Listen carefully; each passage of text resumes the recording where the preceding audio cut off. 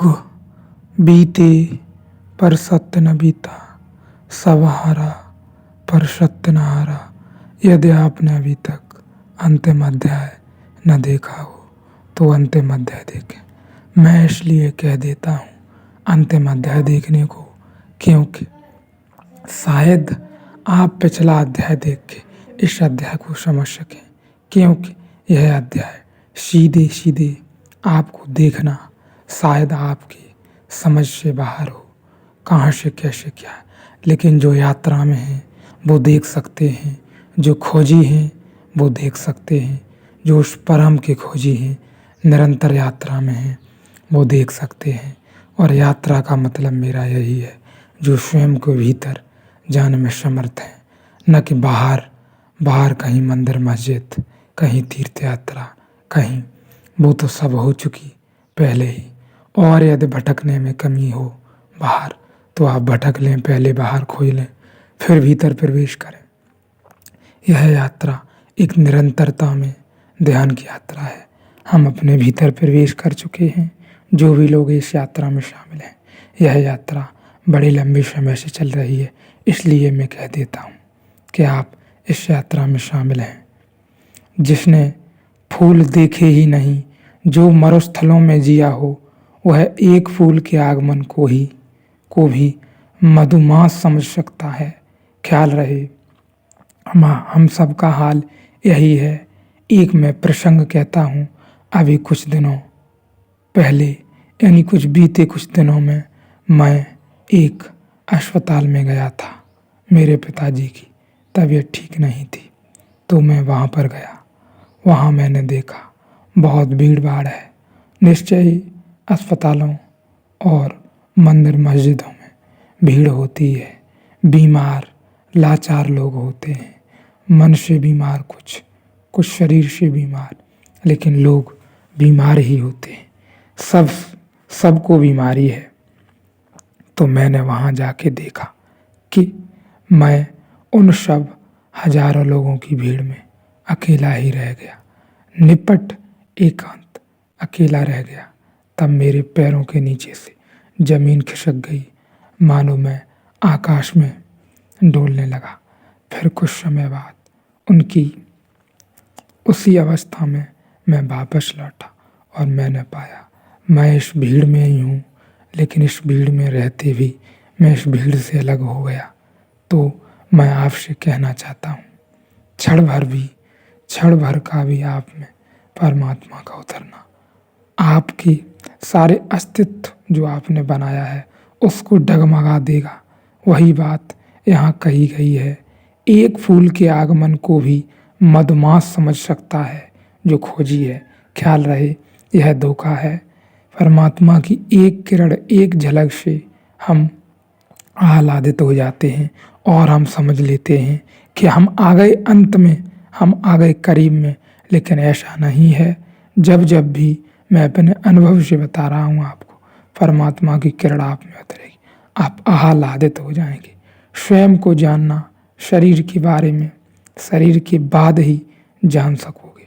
शरीर में उतरते हुए भी परमात्मा की जो किरण है, या हम ऐसा कहें जो भीतर भीतर उसकी एक बूंद बैठी है, वह भी उसे जानने में समर्थ नहीं है। या ऐसा कहें जब उसकी झलक आती है तो उसको भी खो जाना पड़ता है या विलीन हो जाना पड़ता है। लेकिन कुछ समय बाद भी उसकी याद आती है कि कुछ हुआ था।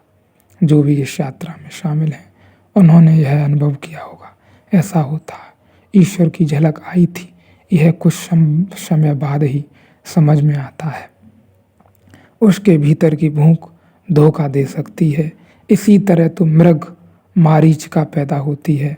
मरुस्थल में जब कोई भटक जाता है, घंटों और दिनों की प्यास से जब घिर जाता है तो मृग मारीचिका पैदा होती है। यही आदमी अगर तृप्त हो, इसके पास जल की बोतल हो, सुराही हो, और जब प्यास लगे तब यह अपना जल पी ले तो मृग मारीचिका नहीं होती। लेकिन जब प्यास बहुत हो जाती है और प्राण तड़पने लगते हैं और मरुस्थल में कहीं कोई उपाय नहीं दिखता कि कहीं कोई जलधार है कि कोई मरुधान है, फिर भ्रम होने शुरू होते हैं। फिर किरणों के ही नियम के आधार पर इसे दूर मरुधान दिखाई पड़ने लगता है।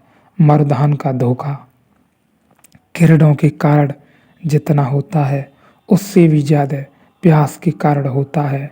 ख्याल रहे, हम में धैर्य नाम की चीज़ बहुत कम हो सकती है और हमारी अंतिम से अंतिम खोज है विराट की। जो भी हमने जान लिया वह अब तक व्यर्थ हो गया है और हमारा उद्देश्य केवल जानना है, केवल और केवल जानना। प्रयोजन किसी से नहीं है, बोलने का भी कोई प्रयोजन नहीं है। तो हमारी जो भूख है वह केवल जानने और जानने की है, वो भी विराट को। इसलिए हम थोड़े थोड़े थोड़ी थोड़ी थोड़ी थोड़ी जो उसकी किरणें हैं उसमें हम भूल के पड़ के रह जाते हैं और हम समझने लगते हैं कि हम आ गए किरण, हम आ गए करीब, लेकिन वह हम करीब नहीं हैं। वहाँ हमारे साथ धोखा और हम स्वयं को भी धोखा दे सकते हैं, क्योंकि हमारी भूख की आकांक्षा है और विराट आकांक्षा का परिणाम नहीं है। प्यास इतनी है कि जो नहीं है उसे भी देख लेने की आकांक्षा होने लगती है। प्यास इतनी है कि जो नहीं है उसका भी स्वप्न हम साकार कर लेते हैं। प्यास को मृग मारीचिका का भ्रम हो जाता है। भयभीत को रस्सी में सांप दिख जाता है। रस्सी में सांप नहीं होता, भय में होता है।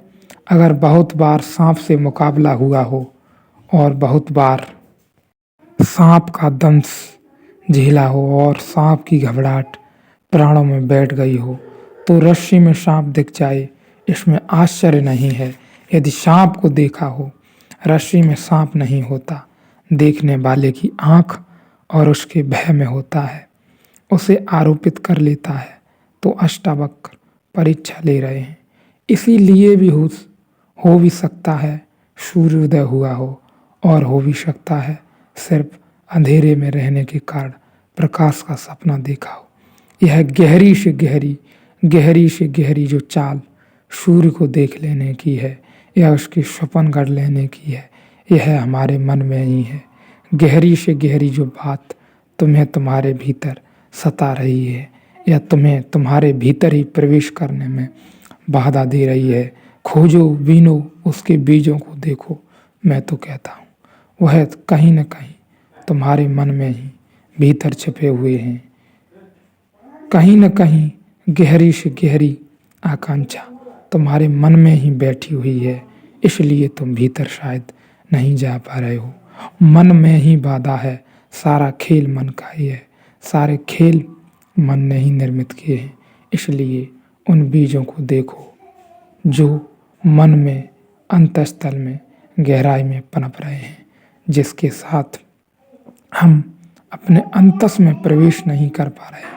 लेकिन एक बार आप उन बीजों को देखें, केवल साक्षी भाव से देखें, देखते रहें और फिर आप पाएंगे कि आप वो तो कुछ भी नहीं जो डरा देते थे, घबरा देते थे, उनका कोई अस्तित्व नहीं, वह केवल सिवाय झूठ के और कुछ भी नहीं। फिर आप आसानी से अपने भीतर प्रवेश कर सकेंगे।